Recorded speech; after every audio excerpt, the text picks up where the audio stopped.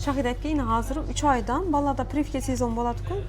Şunun vaxtı privkadan əldim və privkadan keyin ballarla nişikpərvər işləşimiz gerek. Yəni nişəsək hem balağa hem ata-anəyə yardım boladı. İndi privkanı bir gün əldən, 2 gün əldən aytadılar ki, Ava. bala şamallamaganmı, kəsəlməzmi, içi getməgənmi, köprak suyuqluq içiriş gerek. Hə, privkadan Ava, əldim. privkada əldən köprak suyuqluq içiriş gerek. Həm doktoruna apariş gerek da. Suyuqluqla privkadan əldinəm, keyin köprak içiriş gerek ekan.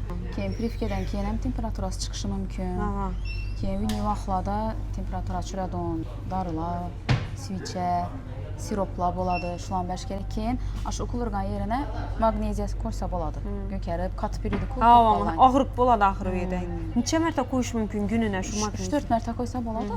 Temperatura 37 yarım bolsa deməslik gerek. Ama nə şundasa bir vaxtda orqanizm küləşib durardı. Eğer 38 bolsa uji ağrıq qaldırıcılarını işlətiş gerek. İç ağrıb geçişi mümkün. Şunun vaxtda probiotiklər versə boladı.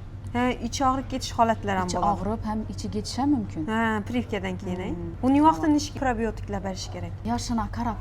Hə, hə. 6 aylıq, aşını aylıq bolsa bifidin bakteriyumla boladı, intrajermiyla boladı. Siz balanıza privka alıb bolğandan keyin nişki pərvəriş etkənsiz balanızla. Təcrübənizdən bizə bilən bölüşün.